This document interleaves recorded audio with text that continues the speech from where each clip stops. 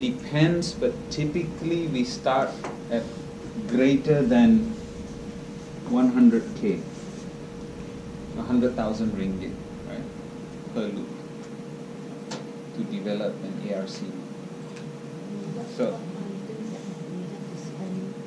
for this one, ARC, the bulk is because it depends, right? So if it's a combustion loop, combustion loops are complex FU ratio control systems. The issue with combustion loops is you have to comply to a standard. Now you could do it without a standard, but then I don't want to be near your fire equipment.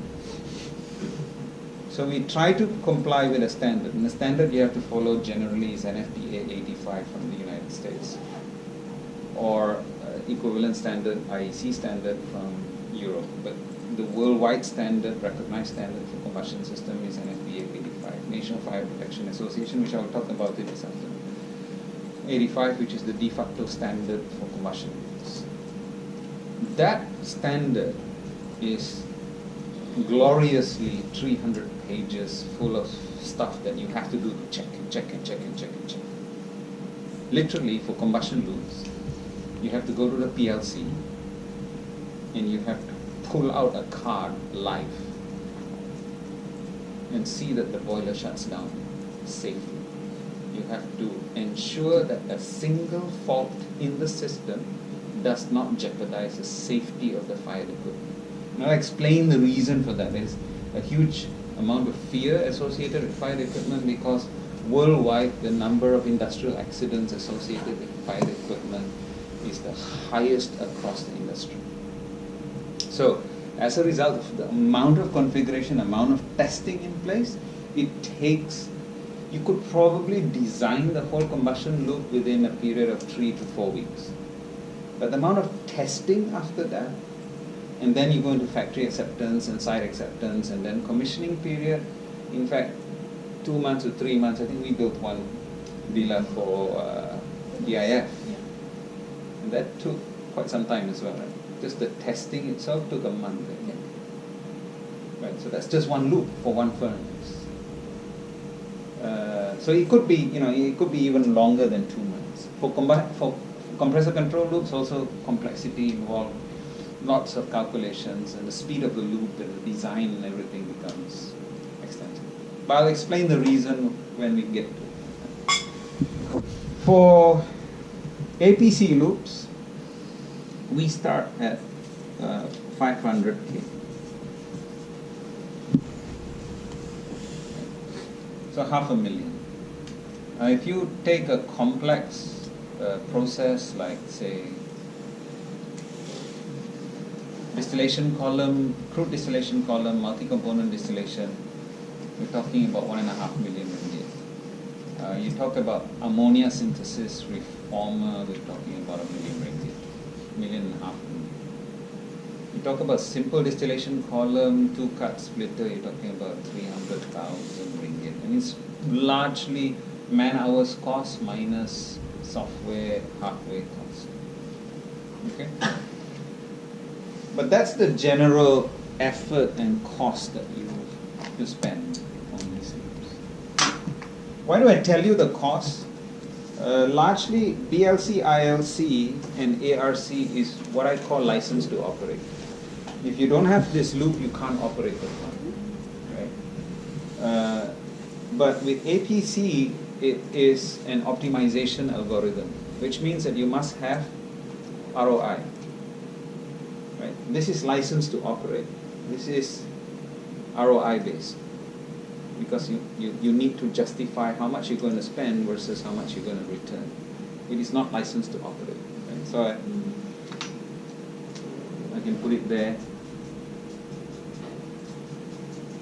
This is license to operate. You know what it means, license to operate? It means if you don't have it, you don't run your plant. You shouldn't be running a plant. Okay? Which means that the contractor, when they design the plant, they will design the plant with this.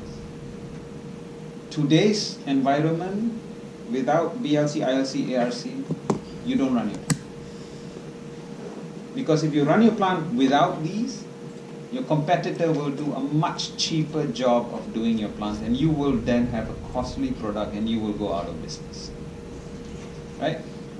Like for instance in Rapid, license to operate now includes APC. Because every other company in the world, you look at Shell, every plant they design is designed day one with APC. So they've extended license to operate to include APC because they say, if I don't run with APC, I can't optimize the plant. If I can't optimize the plant, my product cost becomes too costly because its operational cost is higher, and then I become not competitive in the market. Okay? The classic example is Reliance Jamnagar. You heard of Reliance Jamnagar? Jamnagar. Largest No? refinery. India. Only a dealer must. If you're not, you have to quit the RPC. So Reliance Jamnagar is the biggest refinery in the world. It is in India, and it is owned not by a corporation. It's owned by a corporation called Reliance. But Reliance is owned by one man.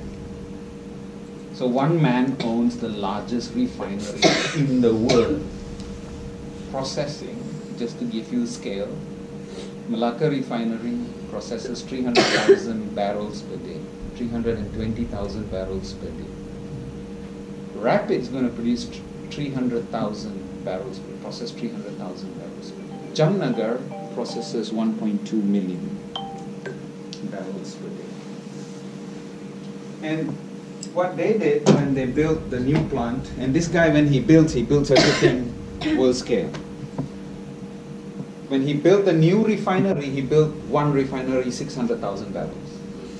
Petronas builds a refinery 150,000 barrels, expands to another 150,000. This guy one shot 600,000.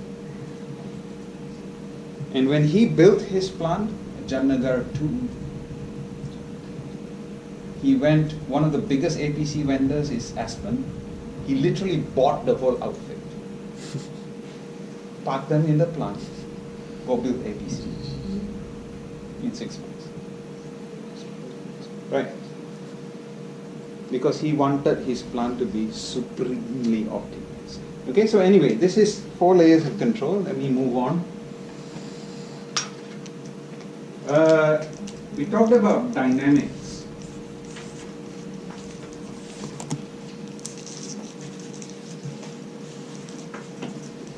And we said processes, all processes have dynamics, right?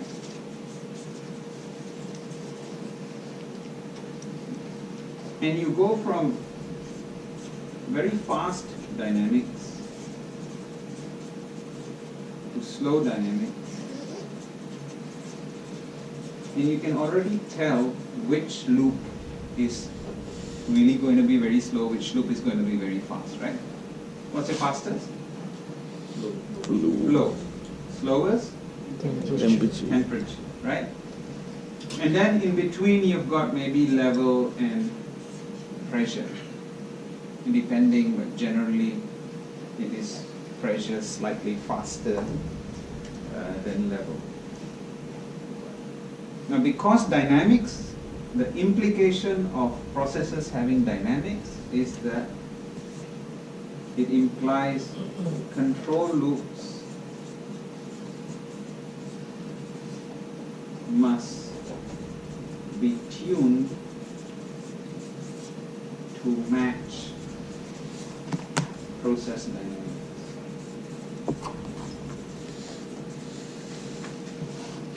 Else,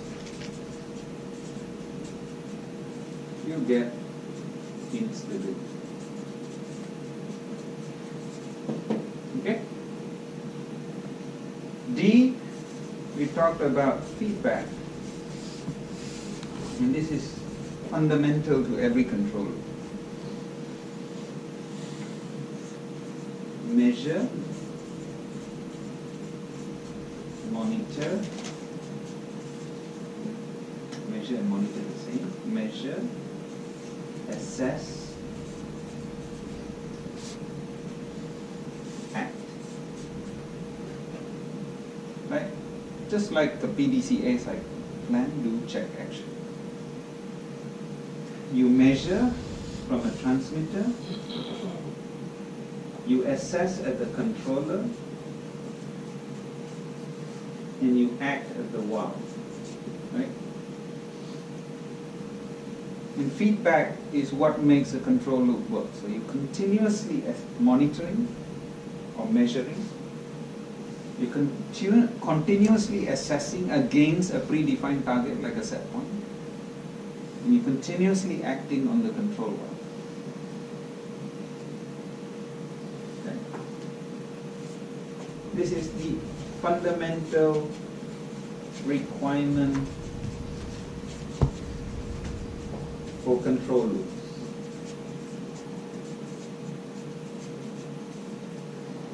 Okay? And the last one that we did from concept side is dynamic stability. And this is just stability under two circumstances during steady state and transition. And what does transition here mean is during set point change.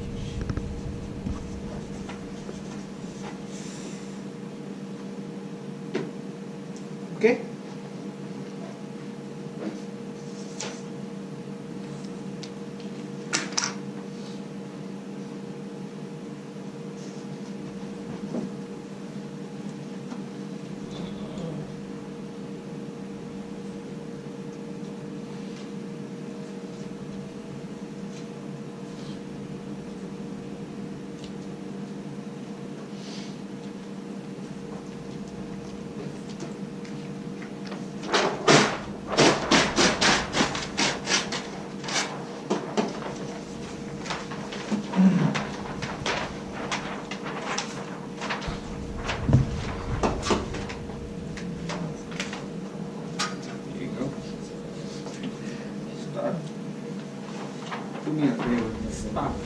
On the door here. So when you leave the room, you can see something. You're revising just before tea. Cruel and unusual.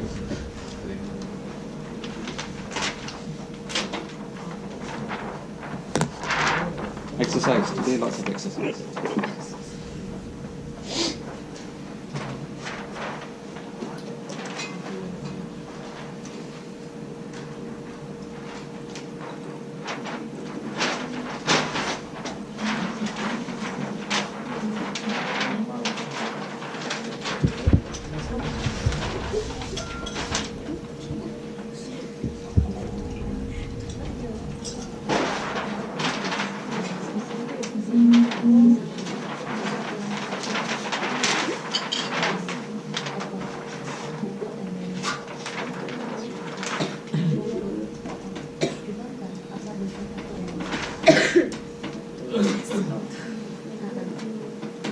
Okay.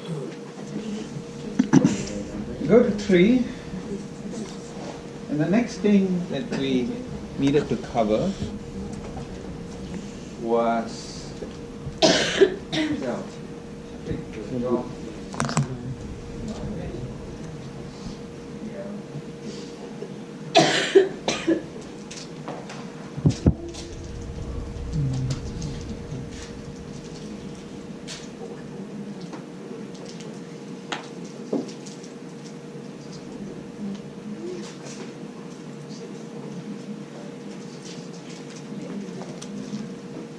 okay, so we then covered BLC, okay?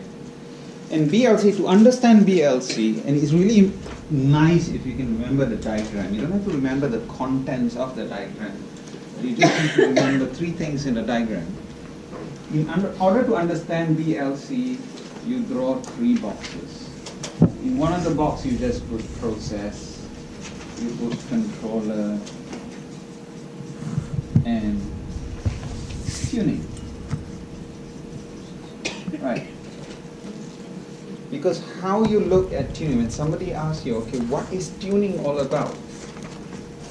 Your immediate thing in your brain, the picture that comes out in your brain must be process, controller, and tuning. The objective of tuning is to match the controller dynamics with the process dynamics. Right. So you don't have to worry about the other. Remember, so it's 3 plus 2, right? 3 plus 2. So this is the tree. So it's 1, that's 2, that's 3. Anybody asks you about tuning, you say, well, it's the objective of tuning is to match controller dynamics. Process dynamics, because this picture comes out. You don't have to remember anything else.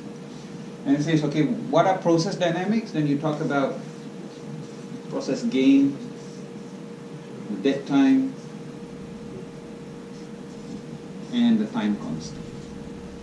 Talk about controller, you talk about 3 different dynamics. So these are all the process dynamics. And this is P and I and D. And this is controller dynamics. Right? And tuning is just how you match those 2 numbers.